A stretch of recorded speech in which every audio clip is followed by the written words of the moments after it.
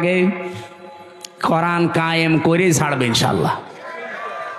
দেশের 1628 জন মানুষ যদি এভাবে আমরা তৈরি করতে পারতাম, আজ বাংলার মুসলমানেরা সুযোগ আল্লাহ সব সময় দেয় না।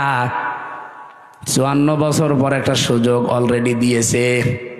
এবার যদি হাতছাড়া হয়ে আবারও চোর ডাকাত আবার এসে যায়, 100 বছরে সুযোগ আর পাবেন না।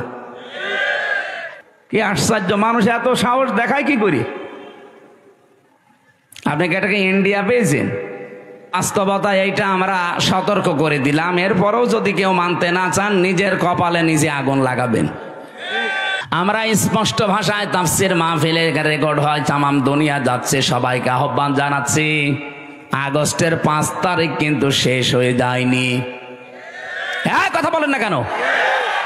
রিপোর্ট দেওয়া দূরের কথায় কমিশনই যেহেতু মানি না, যদি মানতে বাধ্য করেন কিন্তু 36শে জুলাই আবার এদেশে আসবে।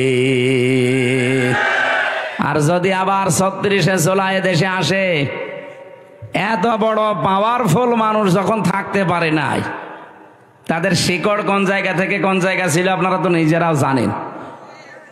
কি ইউনিয়নের একেবারে ইউনিয়নের চৌকিদার থেকে শুরু করে সংসদ ভবন পর্যন্ত প্রত্যেক জায়গায় স্তরে স্তরে লোক সেট করা ছিল, তারপরেও তারা টিকতে পারে না এই বৈষম্যের কারণে। আপনারা টিকতে পারবেন কয়দিন? এদেশে এখন আর দল বেদল নেই। কে আওয়ামী লীগ করে, কে জাতীয় পার্টি করে, কে বিএনপি করে, জামাত ইসলাম করে, ওইটা বাদ। বাস্তবতা কিছু বোঝার চেষ্টা করেন। আমরা শান্তি, স্বস্তি, নিরাপত্তা পেতে চাইলে ইমান যাই আছে, ইমানের সাথে যেন শিরিক মিশ্রণ না হয়। যেহেতু আল্লাহর আইনের সাথে অন্য কোনো আইন মিশ্রণ করা শিরিক, সুতরাং এই দেশে আল্লাহর আইনের বাইরে কোনো আইন আমরা চলতে দিতে পারি না, তাহলে দেশটা নিরাপত্তাহীন হয়ে যাবে। আমরা চাই দুনিয়া যার, আইনও চলবে। এ কথার সাথে দ্বিমত আছে কারো? আবার ভাইরা, নামাজ যদি আপনার কমও থাকে, রোজা আপনার কম হয়েছে, পর্দা পশিদা কম হয়েছে, কিন্তু ইমানটা যদি সত্যি আপনি পরিষ্কার রাখতে পারেন, আকীদা যদি আপনার বিশুদ্ধ হতে পারে, অল্প কিছু করলে আপনাকে আমার আল্লাহ নাজাত দিয়ে দেবেন। আখলিস দীনাকা ইয়াকফিকাল আমালুল কলিল। তোমার ইমানকে খাঁটি করো, অল্প আমলে নাজাতের জন্য এইটাই যথেষ্ট হয়ে দাঁড়াবে। আল্লাহ হাদিসটা মেনে চলার তৌফিক দিন, বলেন আমিন। আমি বলছি না আপনি এই লোকটাকে দেন, এই লোকটাকে দেন না। আপনি এমন মানুষকে আপনার রায়, আপনার সিদ্ধান্ত, আপনার ভোট, আপনার আমানতটা দেবেন, যে লোকটা পেলে আল্লাহর কাজ করবে, রাসূলুল্লাহর কাজ করবে, মানবতার কাজ করবে। আর যদি না, নিজেই মারিং কাটিং এর ওস্তাদ হয়, আপনার নিজের কপালে নিজে কোড়াল লাগাবেন না। সূরা হুদের 98 নাম্বার আয়াতটা বাড়িতে আজকে পড়বেন। ইয়াকদুমু কওমাহু ইয়াউমাল কিয়ামাতি ফাআওরাদাহুমুন নার ওয়া বিসাল ওয়িরদুল মাওরুদ। আল্লাহ পাক, এটা বাংলা অর্থ হচ্ছে, যেই দলের নেতা জাহান্নামে যাবে, ওই দলের অনুসারী কর্মী সব তার সাথে জাহান্নামে যাবে। নিজের দিকে টেনে কথা বলবেন না, আমি সবার জন্য বলছি। যেহেতু অবৈধ সুখ ভোগ করলে কি হয় আমরা এখন হাড়ে হাড়ে টের পাচ্ছি, দেখতেও পাচ্ছি। আগামীতে যারা চেয়ারে বসবেন, এই চেয়ারে কেউ যেন বসে অবৈধ সুখ ভোগ করতে না পারে। আর এর জন্য কি নিয়ম আছে কিছু? এই জন্যই তো ছাত্ররা জীবন দিয়েছে, চেষ্টা যেন অন্তত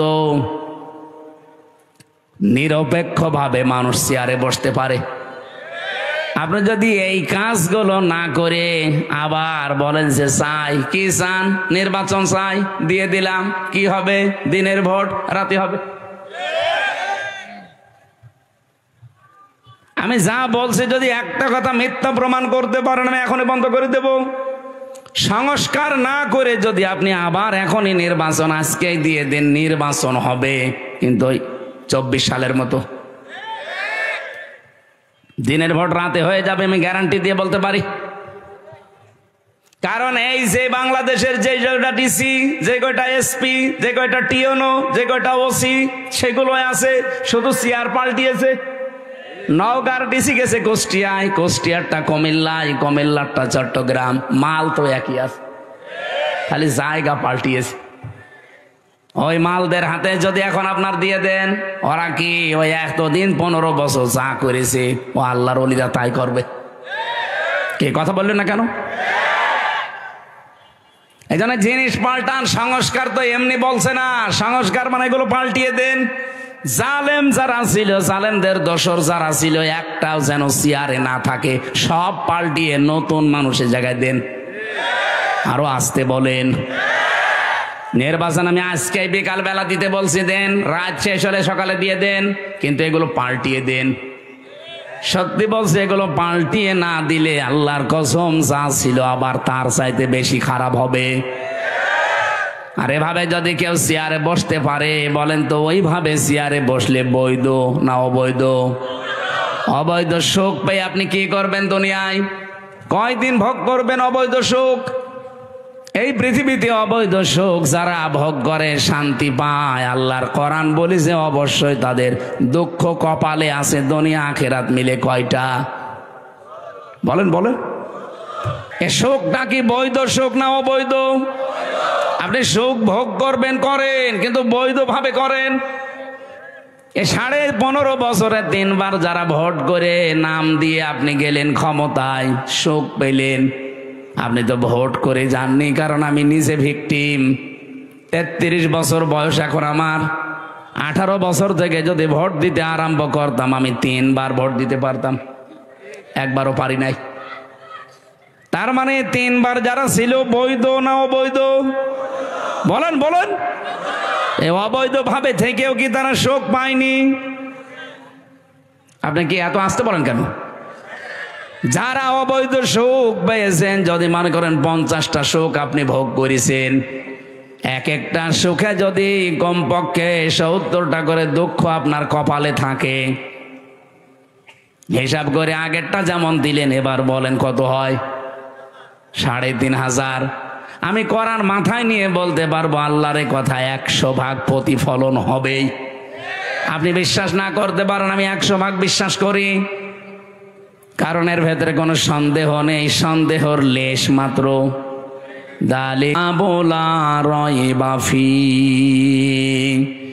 আল্লাহ পাক বলেন আমার এই কোরআনের ভেতরে যত তথ্য দেওয়া আছে, সন্দেহ তো দূরের কথা, সন্দেহের অবকাশও নেই, আর মিথ্যা তো দূরের কথা। তাহলে বাস্তবে যেটা বললাম কোরআন দিয়ে আপনি এবার নিজের জীবনে মিলাবেন।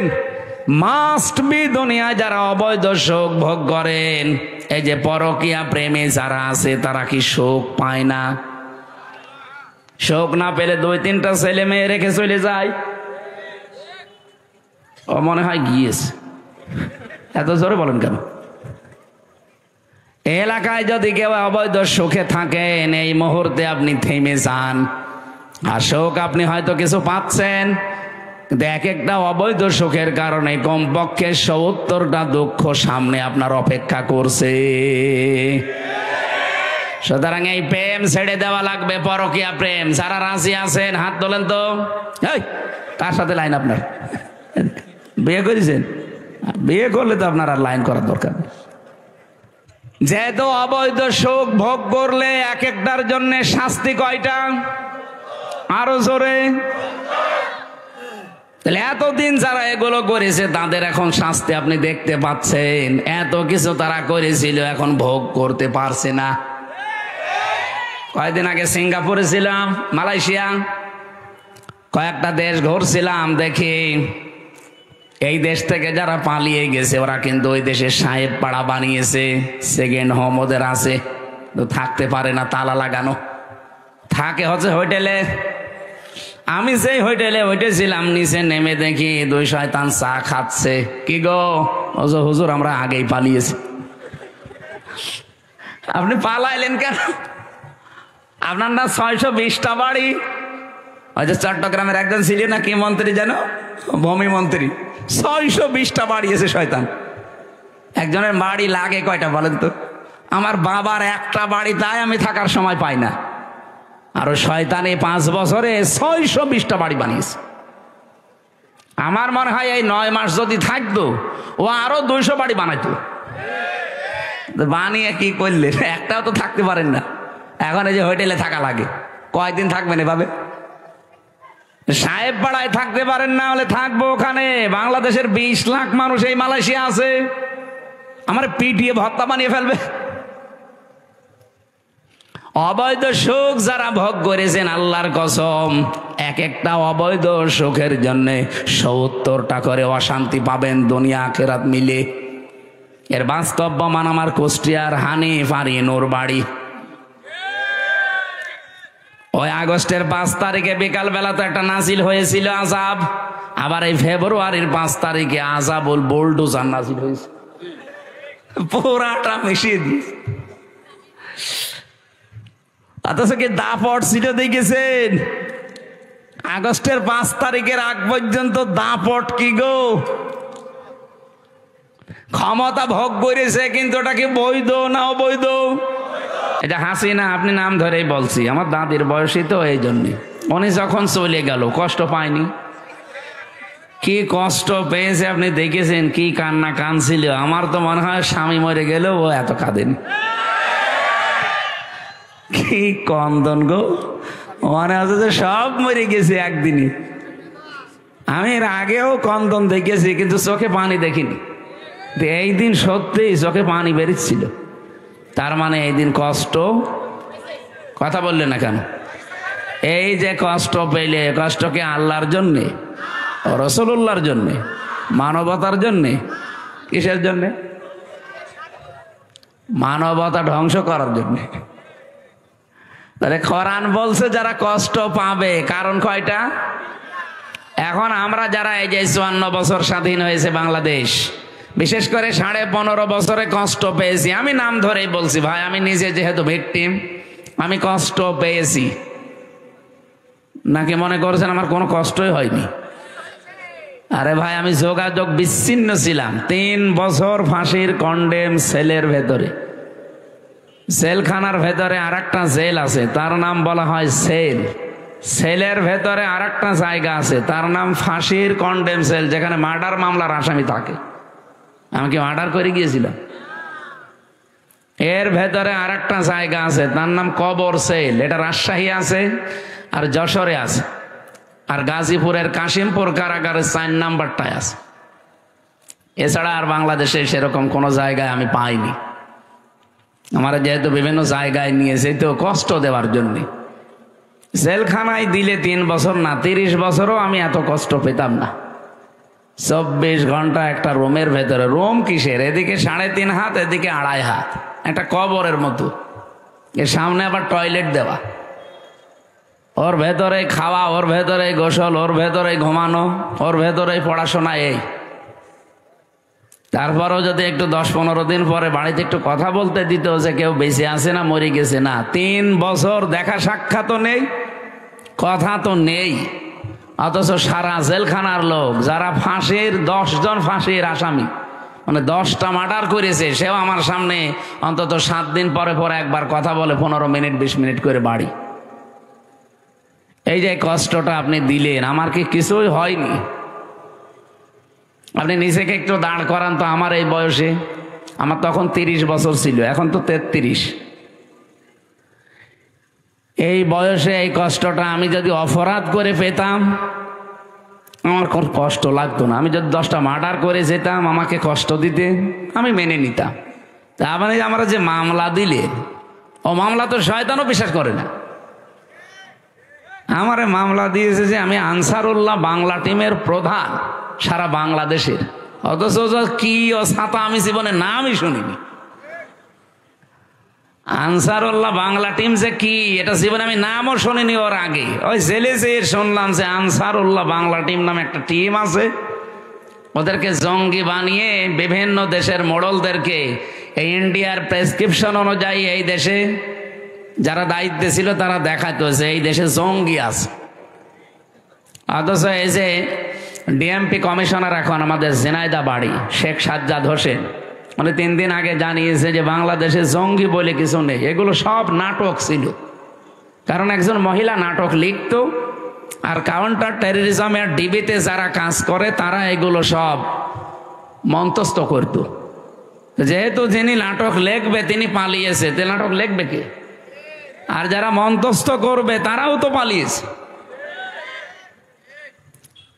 যারে তারে নিয়ে যে জঙ্গি বানিয়ে দেয় না, শুধুমাত্র যারা ইসলাম পন্থী, যারা আলেম ওলামা, এদেরকে হয়তো নিয়ে যে 1 মাস 2 মাস 1 বছর 2 বছর গুম করে রাখে। ওই মিনি আয়না ঘর আছে, বিগ আয়না ঘর আছে, এখানে নিয়ে যে রাখে মাটির নিচে। 1-1.5 মাস 2 মাস 2 বছর 5 বছর পরে বের করবে, এত বড় বড় নখ হয়ে যায়। আমি নিজেও তো 10 দিন ছিলাম, প্রথমে দেখেছি ওই যে দেওয়ালে লিখে রাখে, এই বড় বড় নখ দিয়ে লিখে রাখে যে ভাই কেউ যদি বাইরে যেতে পারেন এই নাম্বারটায় অন্তত জানাবে যে আমি বেঁচে আছি। সে লোকটা জানে না যে এটা কোন বছর চলছে, এটাতে 2025 সালও জানে না। এমনকি লোকটা জানে না যে এখন কয়টা বাজে বা এটা কোন মাস চলছে, কি বার, এটা কি দিন না রাত, এখন কি সূর্য উঠেছে না রাতের গভীর, ওর কিচ্ছু জানা নেই। আমিও তো 10 দিন জানি না যে আমি কি সূর্যের আলো কোনোদিন দেখতে পারবো, সূর্যের আলো কেমন হয়। 10 দিনেই মনে হয় আমি ভুলে গেছি। তাহলে বলেন তো, যে লোকটা 10 বছর 12 বছর পড়ে আছে একটা ঘরে এভাবে, তাও হাতের সাথে পায়ের সাথে শিকল লাগানো, আপনি নিজেকে ওই জায়গায় দাঁড় করান তো কেমন লাগে আপনার? এই যে নখ তোলে যে সমস্ত জিনিস দিয়ে মেশিন, এগুলো আমাকে দেখিয়েছিল যে এগুলো আমরা দিয়ে নখ তুলি। আমার আগে ছাত্র দলের এক ভাইকে নিয়ে গেল, ও নখ তুলবে। এরকম একটা চেয়ার আছে, চেয়ারে বসিয়ে হাতের সাথে পায়ের সাথে ক্লিপ লাগিয়ে দেয়, গলার সাথে একটা বেল্ট লাগিয়ে দেয় যেন আপনি নড়তে না পারেন। একটা মেশিন আছে, ওইগুলো নিয়ে এসে হাতে আর পায়ের কাছে ধরে, একটা টিপ দেওয়ার পরে একবারে আপনার এই হাতে আর পায়ের 20টা নখ খুলে চলে আসবে। আরে নখ খুলে আসলে তো ছেড়ে দিলে তো হয়, ওর উপরে তখন ওই যে পাতলা মিহি যে লবণ আছে না, মোল্লা সল্ট, ওইটা ছিটিয়ে দেয়। আপনার শুনতে এমন লাগছে, তাহলে আমার কেমন লাগিয়েছে বলেন তো? শিবিরের সভাপতি ছিল দেলাওয়ার ভাই, ওনার একটা নখও পায়নি, প্রত্যেকটা তুলে লবণ দিয়েছে। অথচ উনি সেন্সলেস, জানে না যে আমি মরে গেছি না বেঁচে আছি। তার আছে না পাতলা আছে মিহি তার, এ তার গরম করে লাল হয়ে যায়, তখন লজ্জাস্থানে ঢুকিয়েছে। পুরুষাঙ্গ ওনার নষ্ট হয়ে গেছে, পরবর্তীতে চিকিৎসার মাধ্যমে আল্লাহ আবার ফেরত দিয়েছে। আমার সামনে বলছিল রিমান্ডে ওই আসাদুজ্জামান, এটা কোলাঙ্গার, এই কাউন্টার টেরোরিজমের প্রধান ছিল, এবং ডিসি আব্দুল মান্নান, আরো চট্টগ্রামে বাড়ি আতিকুর রহমান ভইয়া এডিসি। আমি নাম ধরে বলছি কারণ আমি এই সাজাগুলো পেয়েছি তো। শেখ ইমরান হোসেন খুলনা বাড়ি, এরপরে জাহিদ হাসান, গোপালগঞ্জের মনিরুল ইসলাম,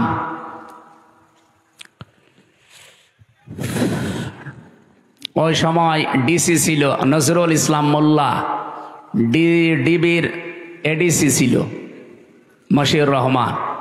নামগুলো শুনলে একটু শান্তি লাগছে না, যে কত সুন্দর সুন্দর মুসলমানের নাম, অথচ এই মানুষগুলো আল্লাহ একজন আছে, আমার এই যে মরা লাগবে এটা বিশ্বাস করেন। আল্লাহর ভুল ধরতো আমার সামনে, কোরআনের আয়াতের বিভিন্ন বাংলা কটিশন বলতো যে আল্লাহর এটা ঠিক হয়নি।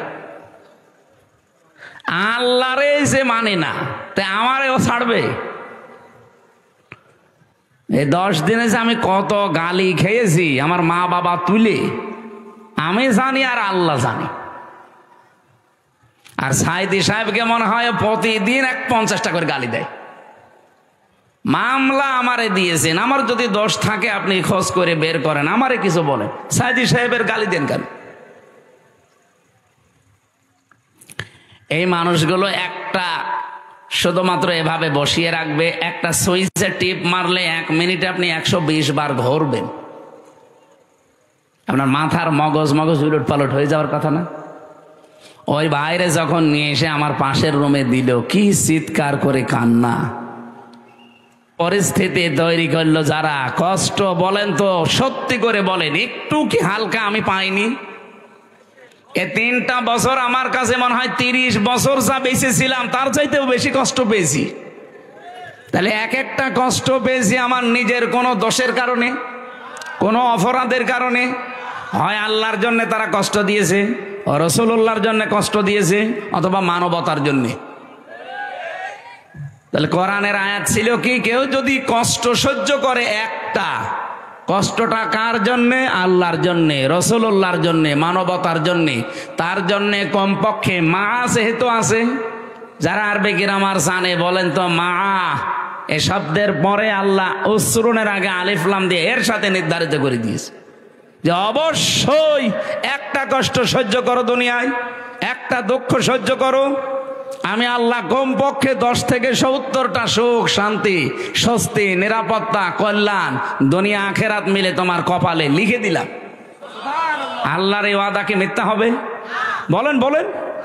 অন্তত 15.5 বছরে আমরা যারা 50টা কষ্ট পেয়েছি, না পাইনি? 50টা কষ্ট যারা পেয়েছি এই 3 কারণে, তাদের জন্য আপনি 50কে 70 দিয়ে গুণ দেন তো। 3500 কমপক্ষে সুখ, শান্তি আল্লাহ আমাদের সামনে রেখে দিয়েছে। এগুলো দুনিয়া আখেরাতে আল্লাহ আমাদেরকে দেবে, এরপরে অন্য কিছু। এরপরের আয়াতটা যেহেতু আল্লাহ রিপিট করেছেন, এই জন্য বলছি।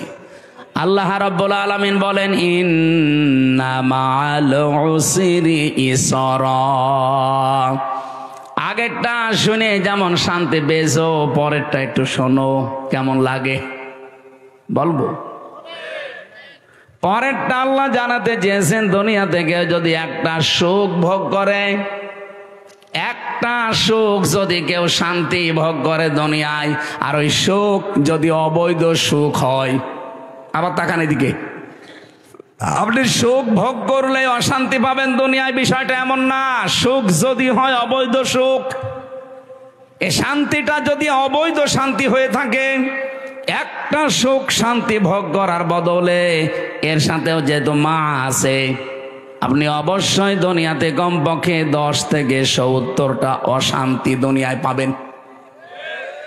আগেরটা শুনে তো ভালোই লাগছিল, ছাতা পরেরটা বললে তো কেমন লাগছে। দুনিয়াতে আপনি একটা সুখ ভোগ করছেন, কিন্তু সুখটা অবৈধ সুখ। নওগাঁবাসী ইমান থেকে বলবেন, যদি থেকে থাকে আপনার বিবেকে যদি কাজ করে, 15.5 বছরে যারা ছিল তারা সুখ পায়নি।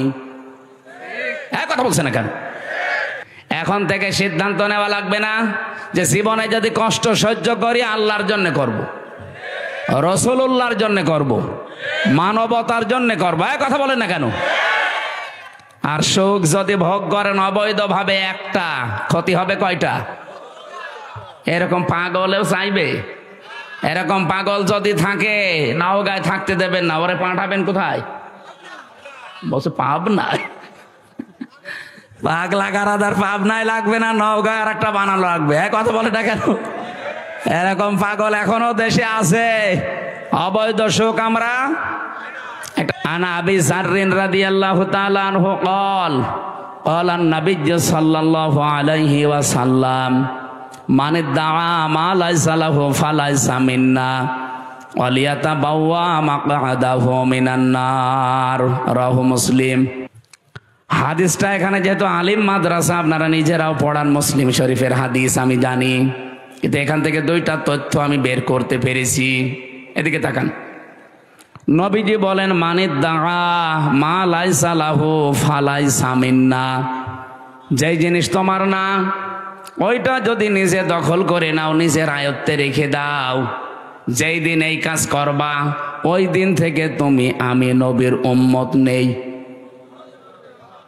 শুনেই না উযুবিল্লাহ পড়ছেন, বাস্তবতা বলবো। যেই জিনিস আপনার না, ওইটা যদি নিজের আয়ত্তে নিয়ে নেন, যেভাবেই হোক, প্রতারণা করে হোক, সিটারি বাটপারি করে হোক, ধোকাবাজি করে হোক, ছিনতাই করে হোক, ডাকাতি করে হোক, চাঁদাবাজি করে হোক, যেভাবেই হোক, যদি নিজে ওইটা নিজের আয়ত্তে নেন, অথচ জিনিসটা আপনার না, যেই দিন এই কাজ করেছেন ওই দিন থেকে আপনি আর নবীর উম্মতের তালিকায় নেই।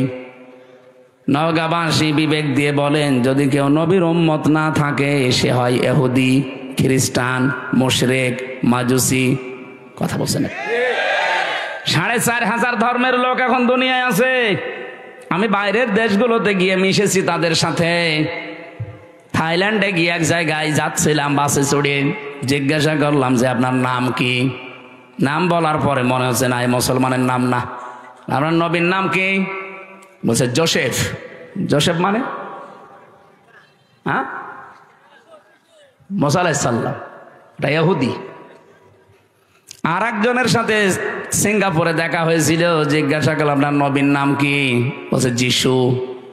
যিশু মানে ঈসা আলাইহিস সালাম। তাহলে ওই নবীর উম্মত দাবি করছে তারা, কেউ ঈসা, কেউ মুসা, কেউ ইব্রাহিম। ওরা ইব্রাহিম নবীর নামও পাল্টিয়ে দেখে আব্রাহাম। বিভিন্ন নাম তারা পাল্টিয়ে দিয়েছে, কিন্তু জিনিস তো আমরা যারে মুসা বলি, যারা ঈসা বলি, যারা ইব্রাহিম বলি। তাহলে ওরা আমাদের নবীর উম্মত কিন্তু দাবি করছে না। জিজ্ঞাসা করলে তো বলে না যে আমার নবীর নাম মুহাম্মাদুর, বলে না, বলে না। কারণ ওরা নবীকে স্বীকার করে না, ওরা স্বীকার করে ওই সমস্ত জায়গাকে। যদিও তারা মুসা নবীর আদর্শের ওপরেও নেই, যদি তারা ইব্রাহিম নবী, ঈসা নবীর আদর্শের ওপরেও নেই। এই পৃথিবীতে এখন ইসরায়েলে যে ইহুদি দাবি করছে, এটা বিশ্ব একটা বেহায়া, বেলজ্জা, এবং এরা নাফারমান সব চাইতে পৃথিবীতে বড়। কারণ ওরা নবীর নাম বলে, কিন্তু নবীর আদর্শ ওদের ভেতরে নেই। ওরা ইহুদিরা মুসা নবীকে বলে আমাদের নবী জোসেফ, কিন্তু কোনোদিন মুসা নবীর আদর্শ ওদের জীবনে আছে? 1940 সালে ওদেরকে থাকতে দিয়েছিল দয়া করে এই ফিলিস্তিনের মানুষগুলো। খালি পায়ে খালি গায়ে সারা দুনিয়া ঘুরছিল, কেউ নেয়নি। দয়া করে মানবিকতার খাতিরে থাকতে দিয়েছিল, আর শয়তানরা এখন তাদেরকে এই দেশ থেকে তাড়িয়ে দিচ্ছে।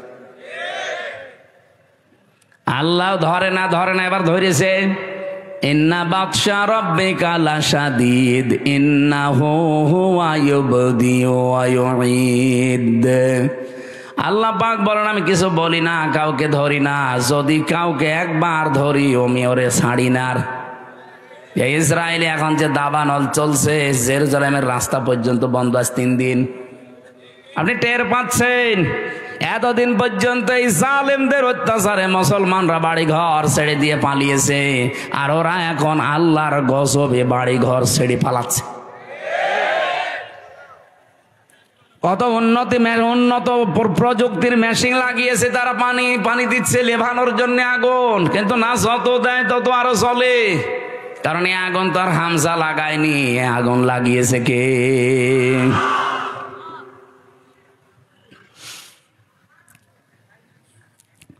ওই জিনিস তো আপনাদের দখলে থাকার কথা ছিল না, আপনারা দখল করে নেন কোন কারণে? যেই জিনিস আপনার না, ওইটা যদি আপনি দখল করে নেন, আল্লাহর কসম করে বলছি, ওই দিন থেকে আপনি কিন্তু নবীর উম্মত আর নেই। আগস্টের 5 তারিখের পরে অনেক মানুষের চরিত্রে আমরা এগুলো দেখতে পেয়েছি। যে জিনিস যার না, সেইটা নিজের করে নিয়েছেন। আপনি মনে করছেন কি আপনি নামাজ পড়েন, রোজা রাখেন, আপনি হজ করে এসেছেন, বিশাল পাগড়ি মাথায় দেন, জুব্বা গায়ে দেন, আপনি নবীর উম্মত আছেন? কে বলেছে আপনাকে? আপনি যদি নবীর উম্মত থাকেন, এই হাদিসটা না মানার পরেও, তাহলে আব্দুল্লাহ বিন উবায় নবীর উম্মত। এ কথা বললেন কেন?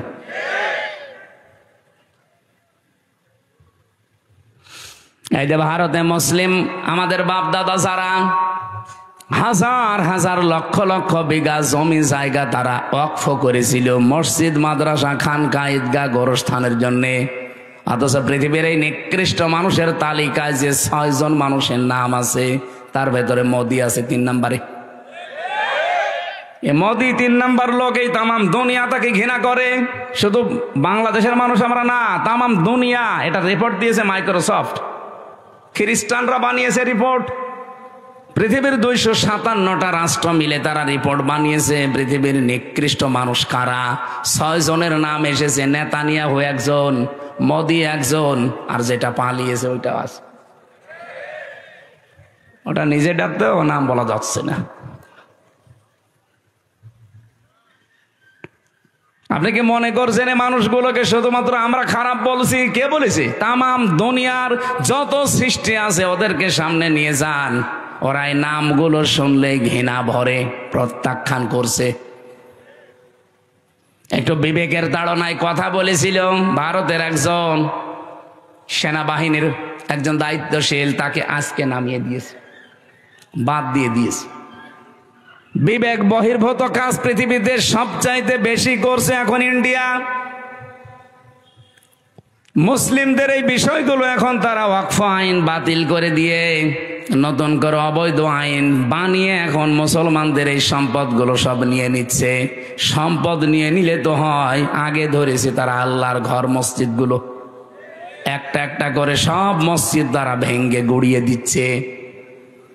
পৃথিবীর মানুষেরা মাটির নিচে আমরা শুনি যে তারা তেল পায়, গ্যাস পায়, সোনা পায়, রূপা পায়, আর এই শয়তানরা শুধু মাটির নিচে মন্দির পায়। তাও যেখানে সেখানে মন্দির পায় না, শুধু মসজিদের নিচে। যে এই মসজিদ ভাঙ্গে বলে এখানে 500 বছর আগে মন্দির ছিল। আমরা যদি এখন বাংলাদেশে আওয়াজ তুলি যে ঢাকার স্বামীবাগে যে ইস্কন মন্দির, এটা 1000 বছর আগে মসজিদ ছিল, মেনে নেবেন? এই জন্য হিন্দু ভাইদেরকে বলবো, আজকে গোবিন্দ পরামানিকের বক্তব্য শুনেছেন, হিন্দু মহাজোটের মহাসচিব, তিনি সভাপতি। এই লোকটা জানাচ্ছে তামাম পৃথিবীর হিন্দুদেরকে আহ্বান জানাই, এই মাতাল মোদিকে আপনারা থামান। কারণ ও শুধু হিন্দুদের জন্য না, তামাম পৃথিবীর মানবতার জন্য আজ ক্যান্সার হয়ে দাঁড়িয়েছে। ওরে যদি না থামানো যায়, পৃথিবীর সামনে কিন্তু বসবাসের অযোগ্য হয়ে যাবে। অলরেডি দাঙ্গা আরম্ভ করে দিয়েছে ভারতে। আরে ভাই, দাঙ্গা ওখানেই থাকবে না, দেখেন 10 দিন পরে ঢুকলো বলে বাংলাদেশে। কারণ আশপাশের কোন রাষ্ট্র এখন নিরাপদ না। কোন রাষ্ট্রের সাথে এই কোলাঙ্গারদের সম্পর্ক ভালো নেই। ওদের সম্পর্ক ভালো আছে মালদ্বীপের সাথে। যে কয়েকদিন আগে আমার এই হোসাইন মালদ্বীপ শ্রীলঙ্কা ঘুরে আসলো, সব মালদ্বীপের সাথে ওদের সম্পর্ক ভালো নেই, শ্রীলঙ্কার সাথে ভালো নেই, ভুটানের সাথে ভালো নেই, পাকিস্তানের সাথে তো নেই, আফগানিস্তানের সাথেও ভালো নেই, মায়ানমারের সাথে ভালো নেই। আমাদের সাথে ভালো ছিল, ববু ছিল, ববু নেই, ভালো নেই। বউ চলে যাওয়ার পরে আমরা খুব মুসিবতে আছি। একজন বলছে ঠিক,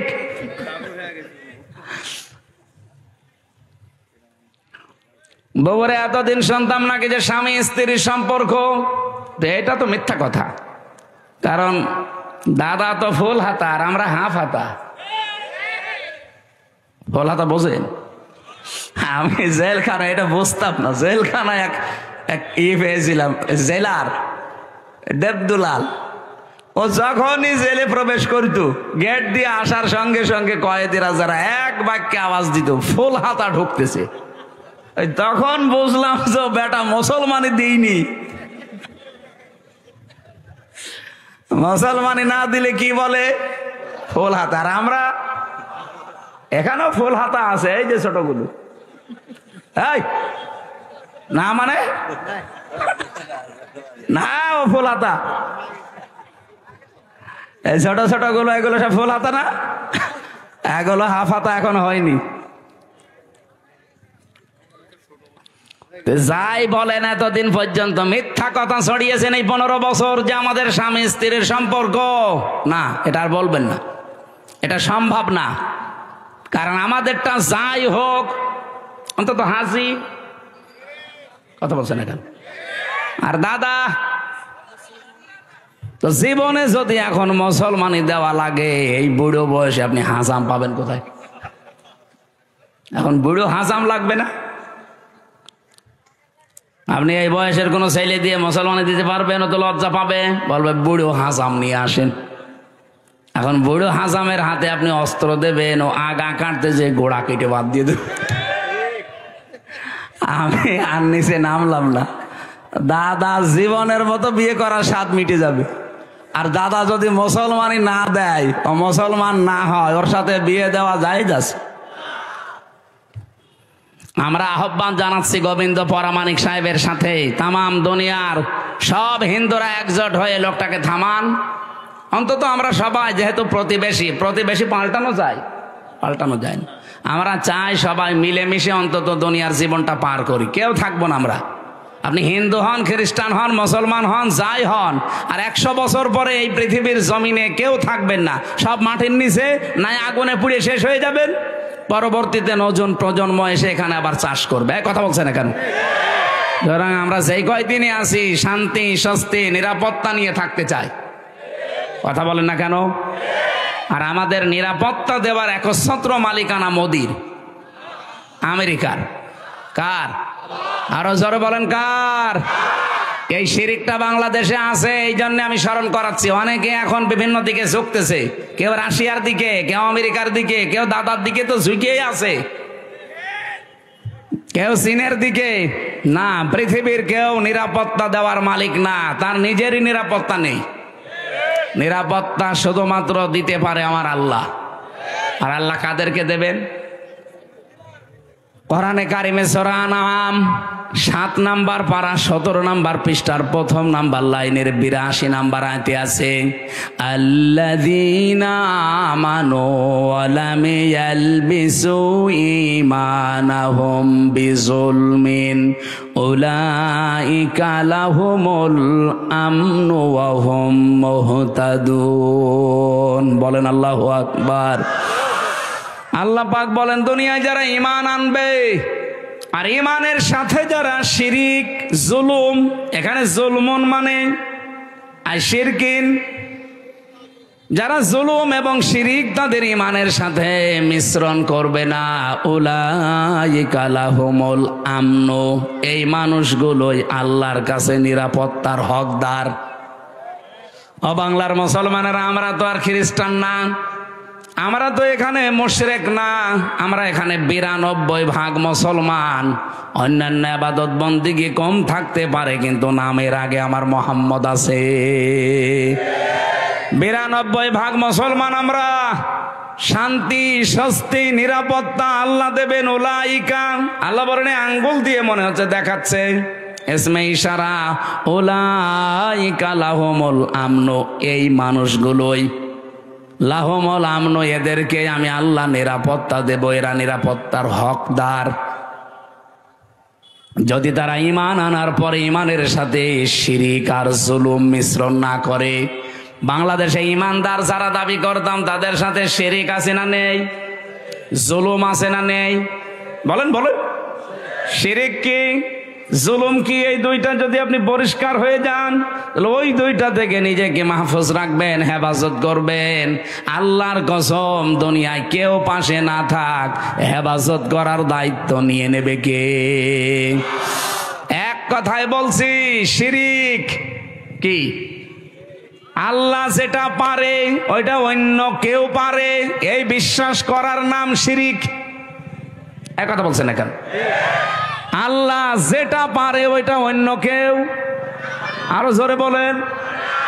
কেউ যদি বিশ্বাস করে থাকেন আপনি শিরিক করছেন, আর শিরিক করলে আপনি আর মানুষ নেই, মুশরিক।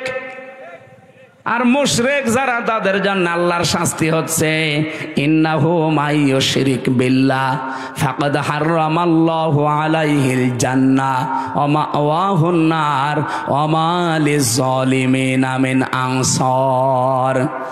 সূরা মায়েদা 6 নাম্বার পারা 19 নাম্বার পৃষ্ঠার 12 নাম্বার লাইনে আয়াতটি আছে, কোন মানুষ যদি পৃথিবীতে শিরিক করে, 1 নাম্বার শাস্তি, আল্লাহ তাকে জান্নাত হারাম করে দিয়েছে, আর জাহান্নাম তার জন্য আশ্রয় স্থল।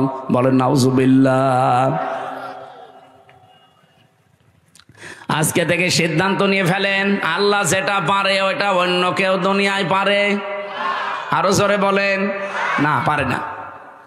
আমি আজকে একটা শিরিক পেয়েছি, যে বাড়িতে ছিলাম, উনি ওই বিশ্বাসে বলেছে কিনা আমি জানি না, কিন্তু এই বিশ্বাস যদি থাকে আপনি আজকেই পাল্টাবেন। আমরা পেছনে বসে আছি, ওনার 2টা ছেলে আছে, আর একটা ছেলে নাকি স্ত্রীর পেটে, ওইটাও স্নান করে দেখেছে ছেলে হবে।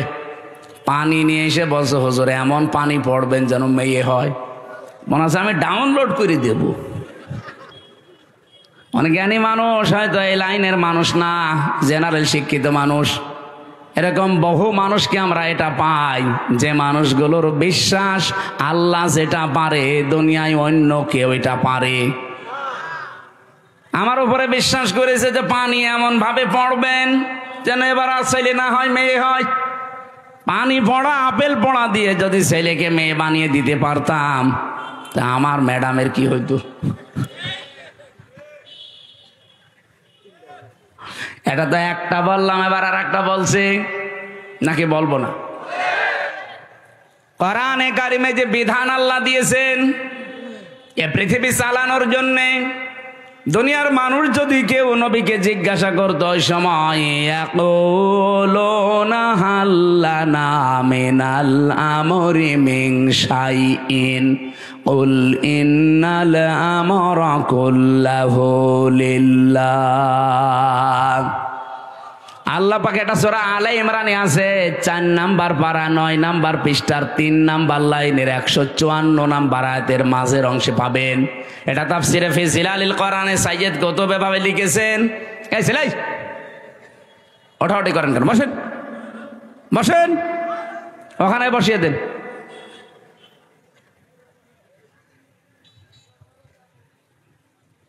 রব্বুল আলামিন বলেন, নবী মানুষ যদি আপনাকে জিজ্ঞাসা করে যে দুনিয়া চালাতে তো আইন কানুন লাগে, এগুলো কি আমরা বানাতে পারি? আল্লাহ সাফ জবাব দিয়েছেন, আপনি বলেন না। কুল ইন্নাল আমরা কুল্লাহু লিল্লাহ। আইন শুধুমাত্র বানাতে পারে কে? আরো জোরে বলেন। আল্লাহর দেওয়া আইনের পাশাপাশি কেউ যদি আইন বানায় সে শিরিক করছে। কি কথা বলেন? আপনি 318 পৃষ্ঠার এই বইটা পড়েন, এই যে নারী কমিশন বানিয়েছে যেটা, পুরাটা পড়ে দেখেছি আমি। এখানে আমার দৃষ্টিতে প্রত্যেকটা পয়েন্টে তারা ভুল করেছে, আর অধিকাংশগুলো আল্লাহর কোরআনের আয়াতের বিরুদ্ধে লিখেছে। ওরা 3 নাম্বার পয়েন্টে এটা লিখেছে যে দেহ আমার, সিদ্ধান্ত আমার, এটা কোরআনের আয়াতের বিরুদ্ধে। সূরা আরাফ এটা 8 নাম্বার পারা 16 নাম্বার পৃষ্ঠার 12 নাম্বার লাইনের 54 নাম্বার আয়াতে আছে, মাঝের অংশে পাবেন আলা লাহুল খালকু ওয়াল আমরু। আল্লাহ বলেন এ পৃথিবী বানিয়েছি আমি, সিদ্ধান্ত দেবে কে? আর ওরা বলছে দেহ আমার, সিদ্ধান্ত আমার। আরে ভাই, দেহ আপনার মানে? আমার এই যে 33 বছর বয়স, 34 বছর আগে আমির হামজা নামে কোন অস্তিত্ব ছিল? আসতে বলেন। হালাতা হালাল ইনসান হাইনুম মিনাদ দাহরি লাম ইয়াকুন শাইয়াম মাযকুরা। মানুষের জীবনে কি এমন সময় যায়নি যখন সে উল্লেখ করার মতো কিছু ছিল না? আমি তো 34 বছর আগে আমার বাবার বিয়ে হয়েছে, 35 বছর আগে, 34 বছর আগে অন্তত আমি দুনিয়ায় উল্লেখ করার মতো হামজা ছিলাম না। তে দেহ আমার হয় কি করে? এখন যদি বলেন না আমার মা বাবার, কে বলেছে আপনার মা বাবার? বিজ্ঞানের কাছে জিজ্ঞাসা করছে যে দেহটা কে বানিয়েছে? বিজ্ঞান বলছে বাবার স্ফলিঙ্গ দিয়ে দ্রুত গতিতে যে পানিটা বের হয়ে যায়, এইটা দিয়ে কমপক্ষে 4টা জিনিস তৈরি হয়। যদিও বিজ্ঞান তথ্য দিয়েছে, এটা খ্রিস্টান বিজ্ঞানী, এই খ্রিস্টান জানাচ্ছে যে 4টা জিনিস কমপক্ষে মায়ের ভেতরে 40 দিন যখন পাল্টাতে থাকে, এনা পাক পানিটা দিয়ে আল্লাহ 4টা জিনিস বানায়। ওরা তো আর আল্লাহ বলে স্বীকার করে না, বলে গড। কি বলে? আমি এটা পেয়েছিলাম তামিলনাড়ু এক খ্রিস্টান ডাক্তারের কাছে। উনি বলছিল কম্পিউটারের ভেতরে, ওই যে চেন্নাই নিয়ে গিয়েছিলাম আমার ছোট মেয়েটাকে, ওই সময় তো বড় মেয়ে, ওইটাই ছোট ছিল, একটাই ছিল। বলছিল রক্ত, গোশত, চর্বি আর চামড়া, মায়ের রেহেমের ভেতরে যে নাপাক পানিটার থলি আছে, ফিকরারি মাকিন বলা হয় যেটাকে, ওখানে একটা সুরক্ষিত জায়গা, একটা নাপাক পানি আছে। ওই পানির ভেতরে এই পানি যে মিশ হয়, ওটা দিয়ে আল্লাহ আরো 4টা জিনিস বানায়, চুল, রগ, হাড় আর পর্দা। 4-8টা জিনিস যখন এক হয়, তখন মাটির নির্যাস থেকে যে আমরা বলি যে আল্লাহ মানুষ বানিয়েছে কি দিয়ে? না না, সরাসরি মাটি দিয়ে বানিয়েছে আদমকে। আর আমাদেরকে আল্লাহ মাটি দিয়ে বানাননি, তামাম পৃথিবীর সব মানুষকে আল্লাহ বানিয়েছে মাটির নির্যাস দিয়ে। এখন যদি এখানে জিজ্ঞাসা করা হয় খালি আলেমরা বাদ দিয়ে, আমার মনে হয় অধিকাংশ মানুষ বলতেই পারবে না যে মাটি বানিয়েছে কি দিয়ে। মশলা দিয়ে।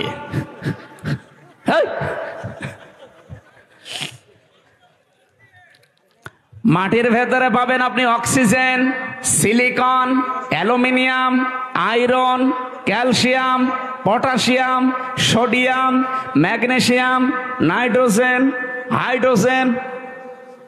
ওদিকে 4 4 8টার মাটির উপাদান থেকে যদি 10টা হয়, 8 আর 10 কয়টা হয় বলেন বলেন? আপনি এখানে এইটা না ভিড়িয়ে যদি কম্পিউটার দিতেন অথবা ল্যাপটপ সেট করেন, আমি আপনাকে এখন হাতে কলমে দেখাতে পারবো যে মানুষের 3.5 হাত বডি বানাতে 18টা জিনিসে হবে না, কমপক্ষে 23টা জিনিস লাগবে। সূরা আলে ইমরানের 6 নম্বর আয়াতে এই তথ্যগুলো পাবেন। ওয়াল্লাযী ইউসাউবিরুকুম ফিল আরহামি কাইফা ইয়াশা লা ইলাহা ইল্লা হুয়াল আজিজুল হাকীম। বলেন আল্লাহু আকবার। তিনি সে আল্লাহ যিনি মায়ের রেহেমের ভেতরে তোমাদের আকৃতি তৈরি করেন। আকৃতি তৈরি করতে কমপক্ষে 5টা জিনিস তো লাগবেই। এই তথ্যটা এবার পাবেন সূরা নাহলে 14 নম্বর পারা, 14 নম্বর পৃষ্ঠা, 13 নম্বর লাইনের 78 নম্বর আয়াতের মাঝে আছে। ওয়াজআলা লাকুমুস সামআ ওয়াল আবসারা ওয়াল আফইদা ইলা আখিরি আয়া। আল্লাহ পাক বলেন শ্রবণ শক্তি, দর্শন শক্তি, বাক শক্তি, আকেল শক্তি, ঘ্রাণ শক্তি এগুলো আমি আল্লাহ আমার রব নামের কারণে দিয়েছি। আমরা ওদিকে 4 4 8 পেয়েছিলাম মার বাবার থেকে, মাটির উপাদান 10 কত হয়? আমার আল্লাহ নিজে রব নামের কারণে আমাদেরকে ভিক্ষা স্বরূপ দিয়েছেন 5টা। 8 5 13 আর ওদিকে 10, এই 23টা যখন পুরাপুরি এক হয় তখন পূর্ণাঙ্গ মানুষ তৈরি হয়। কিন্তু এই 23টার ভেতরে 2টা 1টাও যদি কম হয় ও জীবনেও পূর্ণাঙ্গ হয়ে আর আসতে পারবে না, তখন অপূর্ণাঙ্গ হয়ে আসবে। আল্লাহ যদি তাদেরকে বাক শক্তি না দিত তাহলে তারা কথা বলতে পারতো না। আজ যারা বলছে দেহ আমার সিদ্ধান্ত আমার, এই বাক শক্তিটা দিয়েছে তোর মা বাবা কে? বলেন বলেন। যিনি দিল কথা বলার শক্তি, এখন তার বিরুদ্ধেই কথা আরম্ভ হয়েছে। এই জন্য আমির জামাত ডাক্তার শফিকুর রহমান হাফিজাহুল্লাহ মানে ডাইরেক্ট ঘোষণা দিয়েছে বাংলাদেশে কমিশন রিপোর্ট দূরের কথা, এই কমিশনই আমরা মানি না। এই কথা বলে না কেন? এটা যদি কেউ রাজনীতি মনে করেন, হ্যাঁ এটাই আমাদের রাজনীতি। কোরআন সুন্নাহ বিরোধী কোনো কাজ এই দেশে হওয়ার জন্য আমরা জীবন দেয়নি। যারা বসে আছেন আমাদের জীবনের ওপরে বসে আছেন, আপনার ছেলে মেয়ে জীবন দেয়নি। 2732 জন মানুষ যারা মারা গেছে, কয় টাকা দিয়েছেন তাদের পরিবারে গিয়ে? আপনি কয়দিন দেখা করেছেন বলেন? এই মানুষগুলো আপনাকে কোরআনের বিরুদ্ধে আইন তৈরি করার জন্য এই দেশটা উপহার দিয়েছে না? আপনি মুগ্ধকে কবর থেকে তুলে জিজ্ঞাসা করেন, আবু সাইদকে কবর থেকে তুলে জিজ্ঞাসা করেন, রায়হানকে কবর থেকে তুলে জিজ্ঞাসা করেন, ইয়ামিনকে জিজ্ঞাসা করেন, যতগুলো মানুষের আমি 2732 জন মানুষের তালিকা আমার কাছে আছে, বই আকারে আছে। এই মানুষগুলোকে কবর থেকে তুলে জিজ্ঞাসা করেন, কারণ এরা শহীদ। আর শহীদ যারা তারা তো মরে না। এরা প্রত্যেকেই বলবে এই দেশে আমরা বৈষম্য দূর করার জন্য জীবন দিয়েছি। আপনি এত কি হয়ে পড়লেন যে আল্লাহর ভেতরে আপনি বৈষম্য খুঁজে পাচ্ছেন? নারী পুরুষের সমান অধিকার দেওয়া লাগবে, এটা বৈষম্য করেছে আল্লাহ। এই জন্য এই আইন আমরা মানি না। আমরা নতুন করে কমিশন তৈরি করে ওনার রিপোর্ট দিয়েছি। বিশেষ করে 4টা বিষয় দেখলাম মারাত্মক।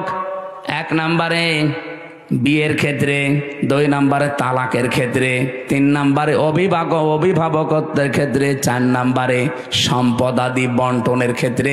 এই 4 জায়গায় নাকি আল্লাহ পুরুষকে বেশি দিয়েছে, মেয়েদেরকে কম দিয়েছে। এই জন্য এখানে পক্ষপাতিত্ব হয়েছে। ওনারা এটা মানে না। যে জিনিস আমার না ওটা যদি জোর করে আমি নিজের আয়ত্তে রেখে দেই, আমি ওই দিন থেকে নবীর উম্মত আর সুতরাং আগস্টের 5 তারিখের পরে কাউ যদি এই কাজ করে থাকেন, কারো চরিত্র যদি এরকম সমস্যা থাকে, আগে ওটা ফেরত দিয়ে দেন। এটাকে আমি ইনাকে বললাম, আপনাকে বললাম, যে করেছেন তারে বলেছি। যারাই করেছেন এগুলো আপনি নিজে তো জানেন, কার্ডটা কি দখল করেছেন সেটা ফেরত দিয়ে দেন। হ্যাঁ, যদি আপনার জিনিস এতদিন দখল হয়ে যায়, ওটা যদি আপনি ফেরত পেয়ে থাকেন, আপনার অসুবিধা নেই। কথা বোঝা গেছে?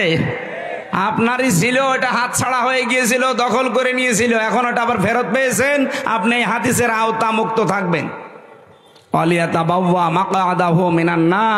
সে যেন জাহান্নামে নিজের একটা স্থান তৈরি করে নিল। বলেন নাউজুবিল্লাহ। আল্লাহ আমাদের হেফাজত করুন। আমাদের আজকের আলোচনার বিষয় ভণ্ড বিশ্বাসী। বাংলাদেশে নেই, আছে মানে নবীজি ইন্তেকালের আগে কিন্তু এই কথা জানিয়েছেন যে ভণ্ড বিশ্বাসী, যেটা আরবিতে বলা হয় মুনাফিক, বাংলায় কি বলে? কপটতা। ভণ্ড বিশ্বাসী, লোক দেখানো, এই মানুষগুলো পৃথিবীতে কোনো ইহুদির ভেতরে তৈরি হবে না, খ্রিস্টানের ভেতরে হবে না, মুশরিকদের ভেতরে মুনাফিক তৈরি হবে না। মুনাফিক যদি তৈরি হয় দুনিয়ায়, শুধুমাত্র তৈরি হবে মুসলমানদের ভেতরে। যেহেতু আমরা এদেশে এখন 92%, এজন্য মুসলমানদের ভেতরে মুনাফিক তৈরি হওয়ার সম্ভাবনা বেশি। আমি আবার মুনাফিক হয়ে গেলাম না তো? আল্লাহ পাক বলেন, ওয়াইদা রাআইতাহুম তুজিবুকা আজসামুহুম ওয়া ইয়াকুলু তাসমা'ু লিকাউলিহিম কান্নাহুম খুশুবুম মুসান্নাদা। হে নবী, আপনি যখন মুনাফিকদেরকে দেখবেন, যেহেতু মুনাফিকের এই জাতটা অন্তরের সাথে সম্পৃক্ত, দেখলে আপনি নিজে পর্যন্ত আশ্চর্য হয়ে যাবেন যে এ কি গো, এটা আমার চাইতেও বড় বুজুর্গ।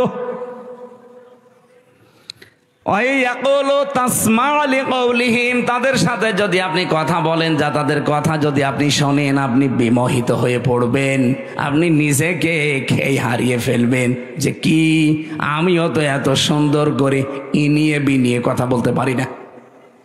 মুনাফিকদের ওপরে ফিটফাট, ভেতরে বলেন বলেন।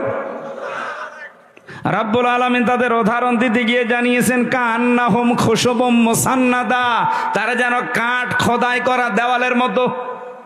এত সুন্দর একটা উদাহরণ আল্লাহ সেট করেছেন, এটা পড়লে আমার কাছে কোরআনে কারিমের এই যে বালাগাত ফাসাহাত পরিপূর্ণ আমার আল্লাহ কোরআন, এই আয়াতটা তার প্রমাণ। কান্নাহুম খুশুবুম মুসান্নাদা, এর বাংলা অর্থ দাঁড়িয়েছে, মুনাফিকদের দৃশ্য মনে হয় কাঠ খোদাই করা দেওয়ালের মতো। চাকচিক্যময় দেওয়ালগুলো দেখলে আপনি কিন্তু ভুলে যাবেন, খেয়ে হারিয়ে ফেলবেন। আর একটা বাংলায় কথা আছে, ফিদা হয়ে যাবেন। এটা আঞ্চলিক ভাষায় কি বলে? এটা কিছু দেখলে ফিদা হয়ে যায়। আমি আঞ্চলিক ভাষাটা এলাকা জানি না, এই জানে বলতে পারছি না। এটা বাংলায় লেখা পেয়েছি, ফিদা হয়ে যাবেন আপনি। কার্যকারিতা, কারুকার্যতা দেখলে মানুষ নিজেকে হারিয়ে ফেলেছে। কি গো, শিল্প এত সুন্দর হতে পারে। আল্লাহ পাক বলেন, ইয়াহসাবুনা কুল্লা সাইহাতিন আলাইহিম, মুনাফিকরা ধারণা করে উচ্চ কথা বললেই মনে হয় তাদের কোনো কিছু ফাঁস হয়ে যাবে। হোমল আদব্য, তাদেরকে শত্রু হিসাবে চিহ্নিত করে রাখবেন। আমি কোন কয়েকটা বলছি, ফাহাজারহুম, তাদের থেকে সতর্ক থাকবেন। ক্বাতালাহুমুল্লাহ, এইটা বিশ্বাস করে রাখবেন যে আল্লাহ নিজে তাদেরকে হত্যা করবে, শাস্তি দেবে, কতল করবে। আন্না ইউফাকুন, কোথায় তারা ফিরে যাচ্ছে, এটা বাংলা অর্থ ছিল। এবার এই যে তিনটা শব্দের ভেতরে গুরুত্বপূর্ণ শব্দ হচ্ছে ইয়াহসাবুনা, তারা ধারণা করে, মনে করে, কুল্লা সাইহাতিন আলাইহিম, উচ্চ কোনো কথা বললেই মনে হয় তাদের চরিত্র ফাঁস হয়ে যাবে। যেহেতু মুনাফিক এটা নিকৃষ্ট আল্লাহর কাছে, রসুলের কাছে এত নিকৃষ্ট, কোরআনে আল্লাহ উদাহরণ দিতে গিয়ে জানিয়েছেন মুনাফিক জাহান্নামে যাবে কাফেরদেরও নিচে। বলেন তো, আবু জেহেল মুনাফিক না কাফের? ফেরাউন মুনাফিক না কাফের? বলেন বলেন। তাহলে ফেরাউনকে আল্লাহ যদি জাহান্নামে দেয়, আবু জেহেলকে যদি জাহান্নামে দেয়, মুনাফিক যারা আমরা যারা মুসলমানদের ভেতরে এখন সেগুলো বলবো চারটা, এই চারটা বিষয় যদি কারো ভেতরে থাকে ও আবু জেহেলেরও নিচে থাকবে। নওগাঁবাসী থাকতে চান আবু জেহেলের নিচে জাহান্নামে? বলেন বলেন। এক নম্বরে কোন হাদিসে আমি সালাসা পেয়েছি, কোন হাদিসে আরবা পেয়েছি। আয়াতুল মুনাফিক আরবা আছে, সালাসা আছে। ইজা হাদ্দাসা কাযাবা, কথা বললেই মুনাফিকরা মিথ্যা কথা বলে। দুনিয়ার কথা বলুক আর ধর্মের কথা বলুক, কথা বললেই মিথ্যা কথা বলে। এরকম আলেম দেশে নেই? এই যে আমার ভণ্ড তাহেরি ভাই, কথা বললেই ও হাদিস কোরআনের নাম দিয়ে বলুক আর জেনারেল কথা বলুক, কথা বললেই মিথ্যা কথা বলে। কারণ যেগুলো বানিয়েছে সব মিথ্যা। আপনি আলেমদের জিজ্ঞাসা করেন, আলী বাবা, শালি বাবা, কেল্লা বাবা, ফতে বাবা, কোন জিকির আছে? তাহলে সব বানিয়েছে। কথা বললেই মিথ্যা কথা তুলে আনে। এমন এমন শান তৈরি করেছে আল্লাহর ওলিদের নাম নিয়ে। এ পৃথিবীতে সবচাইতে দামি মানুষ হচ্ছে নবীরা। কথা বলেন না কেন? নবীদের পরে সবচাইতে দামি মানুষ সাহাবীরা। বলেন বলেন। আপনি নবীদের জীবনী পড়েন। আমি 25 জন নবীর জীবনী পেয়েছি কোরআনে ডাইরেক্ট, আর 2 জন নবীর নাম পেয়েছি ইনডাইরেক্ট। এই 27 জনের পুরা জীবনী আমি পড়ে দেখেছি তাফসিরে তাবারি থেকে। পুরাটা পড়ে কোনোদিন আমি পাইনি ও যেমন জিকির বানিয়েছে কোন নবী এই শালি বাবা, কেল্লা বাবা, ফতে বাবা বলে জিকির করেছে। তাহলে পুরাটা মিথ্যা, এটাকে আর ব্যাখ্যা করা লাগবে? সাহাবীদের জীবনী পড়েন, হেকায়েতে সাহাবা সহ যত সাহাবীর জীবন আমি নিজে পড়েছি। একটা দুইটা না, বিশ্ববিদ্যালয়ে থাকাকালীন বহু সাহাবীর জীবন আমার ছিল। পড়াটা পড়ে কোনো দিন আমি পাইনি একদিনের জন্য কোন সাহাবী ইয়া রাসূলুল্লাহ, ইয়া রাসূলুল্লাহ এই জিকির করেছে। অথচ ওরা নাম দিয়েছে আহলে সুন্নাত ওয়াল জামাত, ওদের নাম দেওয়া দরকার আহলে বেদাত ওয়াল জামাত। সুন্নাতের কোন বালাই ওদের ভেতরে নেই। খালি পাগড়ি মাথায় দিয়ে জব্বা গায়ে দিলে আর বাবড়ি চুল রাখলে সুন্নত হয়। যা যা করছেন সবগুলো মিথ্যার উপরে। কথা বললে যারা মিথ্যা কথা বলেন, ধর্মের কথা বলেন আর জেনারেল কথা বলেন, কথা বললেই জীবনে মিথ্যা ছাড়া কিছুই পাওয়া যাচ্ছে না। অথচ নবীজি বলেন এই পৃথিবীতে সমস্ত পাপের মা হচ্ছে মিথ্যা। বাইরের দেশগুলোতে আমি যে দেখেছি ওরা শুধু আজ দাঁড়িয়ে গেছে এই মিথ্যাটা না থাকার কারণে। মালয়েশিয়া তো মুসলমান দেশ, তারা 2004 সাল থেকে আজ দাঁড়িয়ে গেছে, আর আমরা 54 বছরও দাঁড়াতে পারি না। আমি মালয়েশিয়া বিশ্ববিদ্যালয় পড়াটা যখন ঘুরছিলাম, 120টা দেশের ছেলে মেয়েরা ওখানে আছে। আমারে বিভিন্ন দেশের ছেলে মেয়েদের সাথে আমার পরিচয় হওয়ার পরে ওরা আমারে বলছে, হুজুর এই যে মোবাইলটা, এই রাজশাহী বিশ্ববিদ্যালয় দেখেছেন না, এর চাইতে কমপক্ষে 20 ডবল বড় হবে মালয়েশিয়া বিশ্ববিদ্যালয়। বলছে এই যে মোবাইলটা যদি এখানে পড়ে থাকে, সারা দিন সারা রাত যদি এর পাশ দিয়ে শুধু বাংলাদেশ আর ভারত আর পাকিস্তান এই 3টা দেশের লোক যদি এই রাস্তা দিয়ে না যায়, এ মোবাইল সারা দিন সারা রাত পড়ে থাকবে, কেউ নেবে না। তো বাংলাদেশের লোক আর ভারতের লোক যদি পাশ দিয়ে যায়, ও গায়েব হয়ে যাবে। শুনে কেমন লাগে বলেন তো, যে আমার কথা দিয়ে পাশ দিচ্ছে। ওরা আজ দাঁড়িয়ে গেছে শুধু এইটার কারণে। ওরা সত্যের উপরে যতটুকু আছে তারপরেও তো 100 ভাগ নেই। আমার যতটুকু দেখা, এই 10 দিন আমি ছিলাম, এর আগে একবার গিয়েছিলাম, ওরাটা অবজার্ভ করে আমি যতটুকু পেয়েছি, ওই মানুষগুলো আজ দাঁড়িয়ে যাওয়ার পেছনে হচ্ছে মিথ্যা থেকে ওরা দূরে। মিথ্যা বলতে চায় না, ধোকাবাজি করবে, মানে খাদ্যে ভেজাল দেবে, ঔষধ মিশাবে, ফরমালিন দেবে। যদি ধরা পড়ে কোনো বিচার লাগবে না, হিসাব নেই, সঙ্গে সঙ্গে মেরে ফেলবে। এরকম বাংলাদেশে এই যে রাজশাহীর বাগমারার একটা ছেলে আছে, আমাদের বিশ্ববিদ্যালয় কুষ্টিয়ার বড় ভাই আব্দুল জাব্বার মন্ডল। উনি যতটুকু ক্ষমতা পেয়েছিলেন ম্যাজিস্ট্রেট হিসাবে যা আরম্ভ করেছিলেন, যদি পেছনে ব্যাকআপ থাকতো আর ওইভাবে যদি বাংলাদেশে 100 জন আব্দুল জব্বার তৈরি হইতো, কেউ খাদ্যে ভেজাল দেওয়ার সাহস দেখাতো না। ওদের দেশগুলোতে খাদ্যে ভেজে সিঙ্গাপুর, মালয়েশিয়া, থাইল্যান্ড, খাদ্যে ভেজাল নেই, এই জন্য শরীরও সুস্থ থাকে। আমি 10 দিনে একটা কাশিও দেইনি, আর বাংলাদেশে এসে আমার 14 বার কাশা লাগতেছে, কারণ এই দেশে খাদ্যে যে ভেজাল। 2 নম্বরে যে জার্ম, এই যে আকাশে বাতাসে যে পলিউশন, এরপরে যে ধুলাবালিগুলো, ও দেশে একটা খড়কুটা নেই।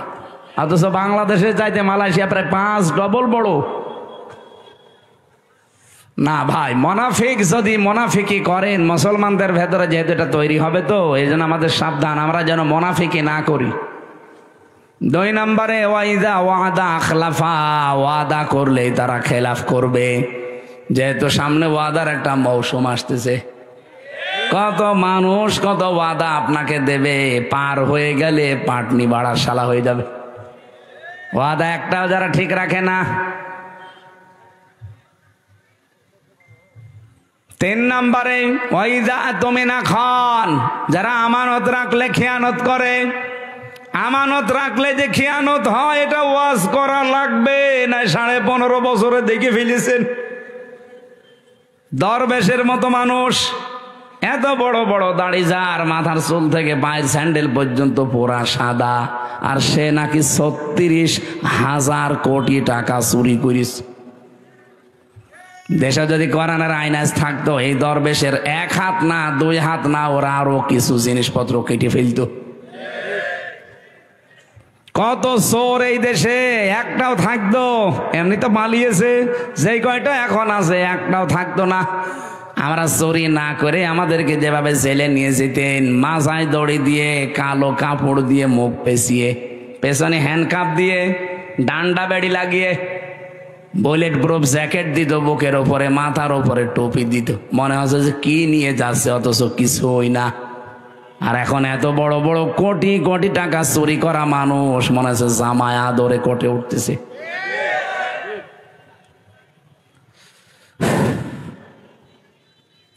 এই চোরগুলো যা করেছে, ওদের সাথে যারা মিশত এই মানুষগুলো এখন আশ্চর্য। কে সেদিন একজন কাঁদছিল, এনবিআর চেয়ারম্যান মনে হয়, যদি এত টাকা মানুষ পাচার করতে পারে, এগুলো সব রাষ্ট্রীয় সম্পদ ছিল না? বলেন বলেন।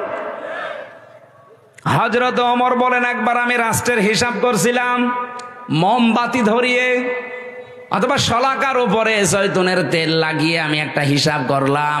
হঠাৎ করে দেখি রাতের বেলা দেশের প্রধান বিচারপতি হযরতে আলী আমার বাড়িতে। আসার পরে সালাম দিয়ে জিজ্ঞাসা করলাম, প্রধান বিচারপতি, আপনি কি এসেছেন রাষ্ট্রের কোনো কাজ না নিজের কোনো কাজ নিয়ে? হযরতে আলী বলে, খলিফা, আমি এসেছি আমার পারিবারিক একটা সমস্যা নিয়ে। হযরত ওমর সঙ্গে সঙ্গে বাতিটা লিভিয়ে দিলেন। হযরতে আলীর মন খারাপ হয়ে গেল, কি গো, আমি দেশের প্রধান বিচারপতি, আমি এসেছি দেশের প্রধানমন্ত্রীর কাছে, আমারে দেখলে তো আরো আলোক সজ্জা বেশি করবে। আর একটা জয়তুনের তেল দিয়ে লম্প জ্বালানো ছিল, বাতি ওইটাও দিল লিভিয়ে, এখন তো অন্ধকার হয়ে গেল, আমি কি বলতে যে কি বলবো। হযরত ওমর ডাক দিয়ে বলে, প্রধান বিচারপতি আলী, মন খারাপ করবেন না, আমি আপনাকে আগেই জিজ্ঞাসা করেছি আপনি কি এসেছেন আপনার ব্যক্তিগত কাজে না পারিবারিক কাজে না রাষ্ট্রীয় কাজে? আপনি নিজেই বলছেন না আমি পারিবারিক কাজে এসেছি। আমি যে হিসাব করছিলাম এটা রাষ্ট্রের তেল পুড়িয়ে রাষ্ট্রের জনগণের হিসাব। তা আপনি আসলেন আপনার পারিবারিক ব্যক্তিগত জীবনের সমস্যা নিয়ে, জনগণের তেল পুড়িয়ে আমি কাজ করি। এ সময় আপনার সাথে কথা বললে জনগণের আমানতের সাথে খেয়ানত হবে। হযরতে আলী বলেন, এই দিন থেকে ওমরের প্রতি রাগ না মহাব্বত যা ছিল, ভালোবাসা, এগুলো আরো আল্লাহ বৃদ্ধি করে দিয়েছে। যেহেতু আমরা নিরাপত্তা চাই, আমাদের প্রতিবেশীর কাছে আমরা স্বস্তি শান্তিতে নিরাপত্তায় নেই। আমাদের নিরাপত্তা শুধুমাত্র দিতে পারে চীন। কে বলেন বলেন? আল্লাহ বলেন নিরাপত্তা দিতে পারি, আগে নিজের ঈমানকে শিরিক মুক্ত করো।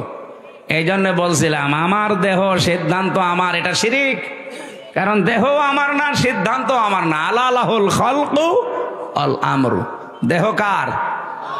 পোড়াটাই আল্লাহ বানিয়েছে। আমার মা বাবা শুধু বিছানায় ছিল, তাছাড়া তাদের কোনো দায়িত্ব নেই। বাকিটা যা করার কে করেছে? এই জন্য উনি যেহেতু বানিয়েছে, সিদ্ধান্ত ওনার হবে, আর এইটাই বাস্তবসম্মত। আর আপনি বলবেন দেহ আমার, সিদ্ধান্ত আমার, এটা আপনার বাস্তবতার বাইরে। সুতরাং আগামী থেকে আমরা এ কমিশনই যেহেতু মানি না, ও নিয়ে আর কথা বলতে চাই না। এরপরও যদি কেউ বাধ্য করেন, এদেশের রাজপথ এখনো কিন্তু শেষ হয়ে যায়নি।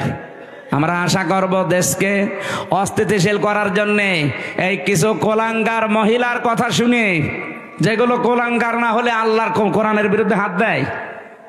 আর এরা মহিলা বলে কি এদের? এগুলো সব ডাস্টবিন থেকে এসেছে। এদেরকে মহিলা বলা যায়? চেহারা দেখেছেন এক একটার? চেহারা দেখলেও তো হালকা পাতলা বোঝা যায় মেয়ে লোকের কোন চিহ্ন আছে কয়টার ভেতরে, যে কয়টা কমিশনে বসে আছে দেখান। সূরা কলমের 13 নম্বর আয়াতের তাফসিরে পড়েছি, যারা কোরআনের বিরুদ্ধে অবস্থান নাই, ওয়াতুল্লিম বাদা যালিকা সানিম, এগুলো যার সন্তান। আমি বলতে চাই না, তারপরেও তো বাস্তবে মিলে যাচ্ছে। আপনি কোরআনে হাত দিতে গেলেন কোন সাহসে? নিজের জন্মটা খারাপ করে ফেললেন। আশা করছে আপনারা থামবেন, এরপরে কপালে যা আছে আল্লাহ করবে।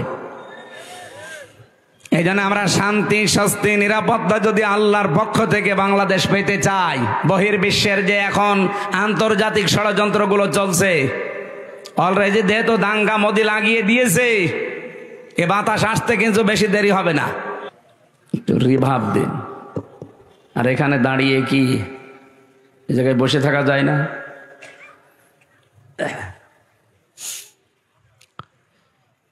দল, মত, জাতি, বর্ণ, ধর্ম নির্বিশেষে কোরআনের অনুষ্ঠানে যারা আজকে এসেছি, খুশি হয়ে বলছে আলহামদুলিল্লাহ।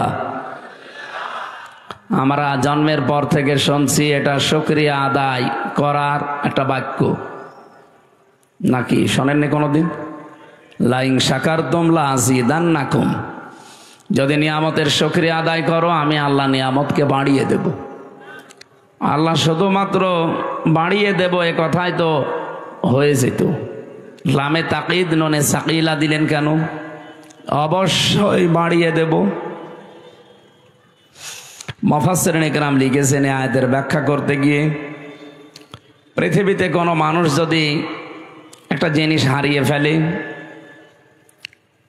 ওই হারানো জিনিসের বিনিময়ে আল্লাহ রাব্বুল আলামিন কমপক্ষে তাকে ডবল করে দেবে দুনিয়া আখিরাত মিলিয়ে।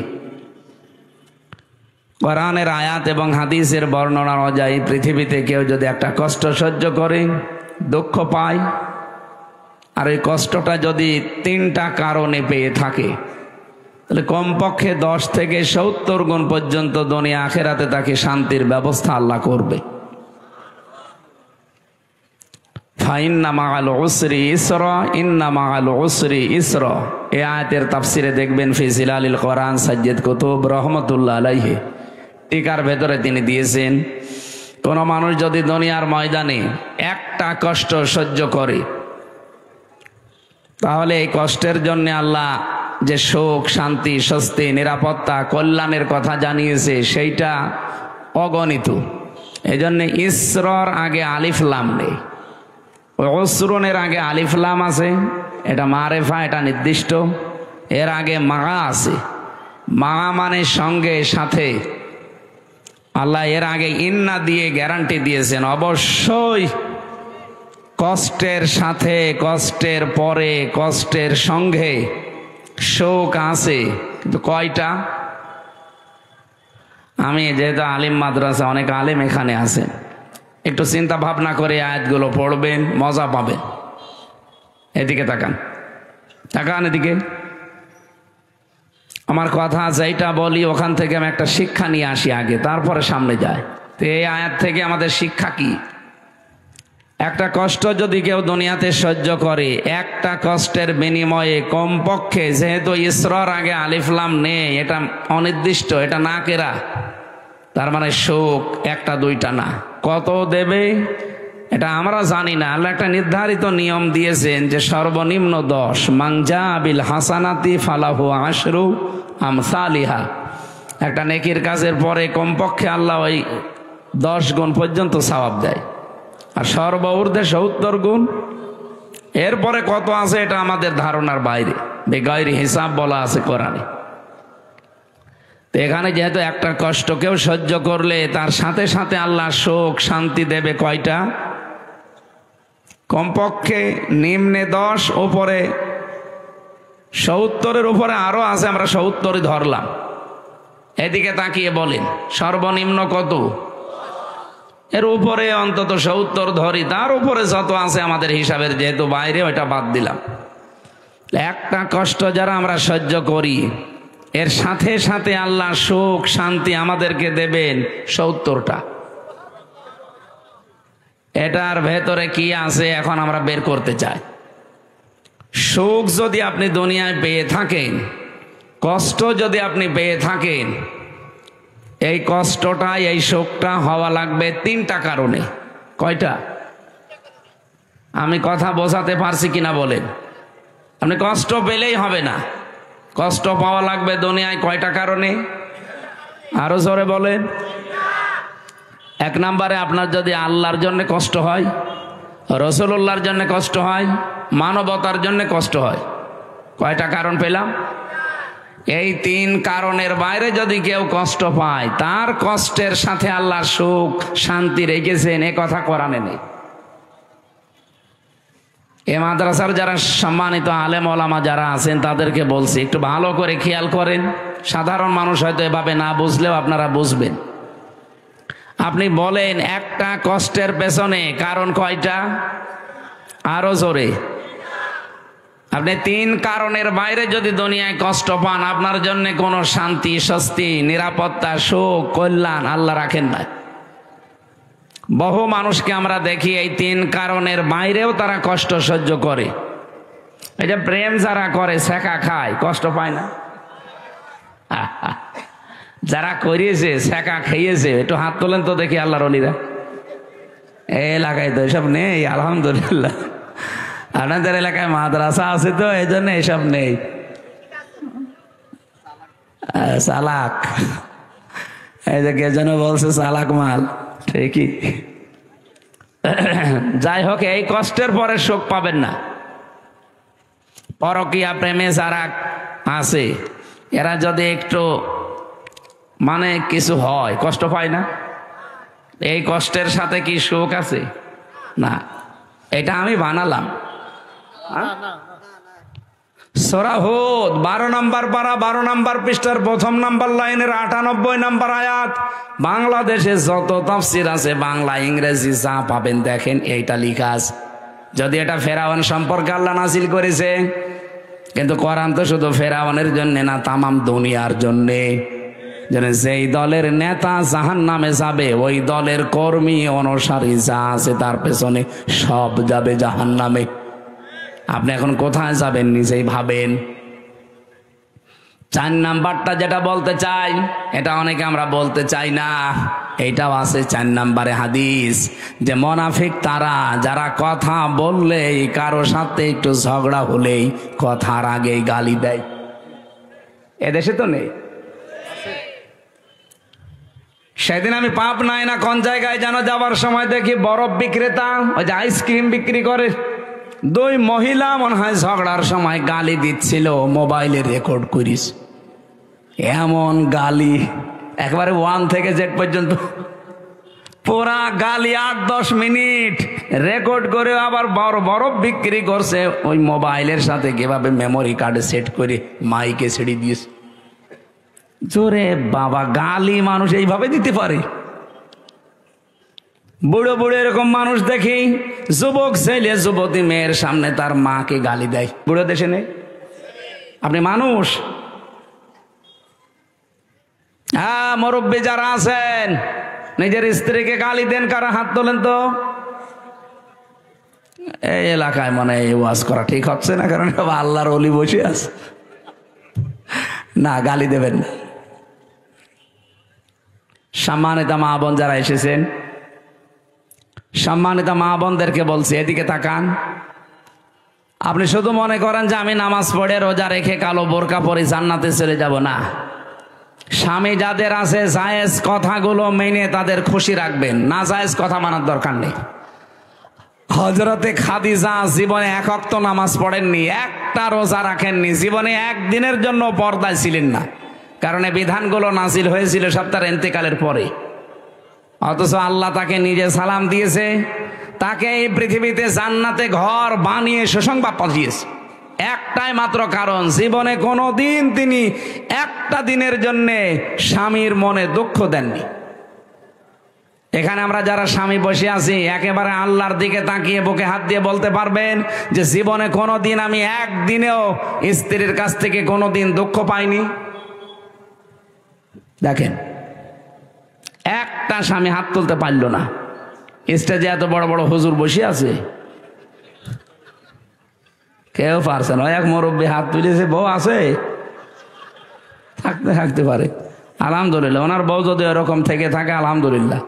মা বোন যারা এসেছেন, আপনি চিন্তা করে বলেন, এখানে হাজার হাজার স্বামী, একটাও আমরা হাত তুলতে পারলাম না। আমিও পারি নাই, কি করে তুলবো? মিথ্যে কথা বলবো কি করে?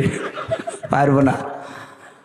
এই জন্যে আপনাদেরকে আমি সতর্ক করছি, আপনার আদর্শ যেন খাদিজাতুল কুবরার মতো হয়। আমরা আর টানতে পারছি না, আমার গলা বসে যাচ্ছে। এই আয়াত আবার সামনে আসলে আমরা আবার কথা বলবো। আমার লিখিত জেলখানার একটা বই ছিল মেয়েদের ওপরে, দাম্পত্য জীবনে যে সমস্ত কলহগুলো, সমস্যার সমাধান করার জন্য আমি বই লিখেছিলাম, দেখে দেখে একেবারে বাস্তব। গাড়ি কোথায়? এই যে এটা গাড়ি না, এই গাড়ি থেকে মেয়েদের জন্য নিয়েছেন, কাজে লাগবে। আল্লাহুম্মা আমিন। লা হাওলা ওয়ালা কুওয়াতা ইল্লা বিল্লাহিল আলিয়্যিল আযীম। লা হাওলা ওয়ালা কুওয়াতা ইল্লা বিল্লাহিল আলিয়্যিল আযীম। মুনাফিকের যে জারগুলোর কথা শুনলাম, আল্লাহ আমাদের ভেতর থেকে বের করে দাও। আজকের মাহফিলের আলোচনার সওয়াবগুলো নবীজির রওজায় পৌঁছিয়ে দাও। মাটির নিচে যারা ঈমান নিয়ে ঘুমিয়ে আছে, এদেরকে ক্ষমা করে দাও রব্বুল আলামিন। এই আয়োজনে যারা শরীক আছে, এই মানুষগুলো তুমি মেহেরবানি করে কোরআনের ইজ্জতে কবুল করো। মা বোনদেরকে তুমি খাদিজাতুল কুবরার মতো বানিয়ে দাও। আগামীতে এই অনুষ্ঠানটা কোরআনের জন্য আরো বড় করে কবুল করে নাও। পাড়ইল আলিম মাদ্রাসা আল্লাহ কিয়ামত পর্যন্ত দিনের মার্কাজ হিসাবে কবুল করে নাও। কয়েকদিন পরে আমার একটা অনুষ্ঠান আছে, ভারসই, ওখানে কোরআনের কথাগুলো সঠিকভাবে তোমার বান্দা বান্দীদের সামনে বলার তৌফিক আমাকে দিও। এলাকায় মাটির নিচে কত মানুষ ঘুমিয়ে আছে, কোরআনের ইজ্জতে এদের মাফ করে দাও। মাহফিলের সভাপতি আমার বাবুল চৌধুরী ভাইকে মাফ করো। প্রধান অতিথি জনাব আব্দুর রকিব ভাইকে মাফ করো। বিশেষ অতিথি যত মানুষ আমরা এসেছি, জীবনের গুনাহগুলো মাফ করে নেকি বানিয়ে দাও। বারাকাল্লাহু লানা ওয়া লাকুম ফিল কোরআনিল আযীম। আলহামদুলিল্লাহি রাব্বিল আলামিন।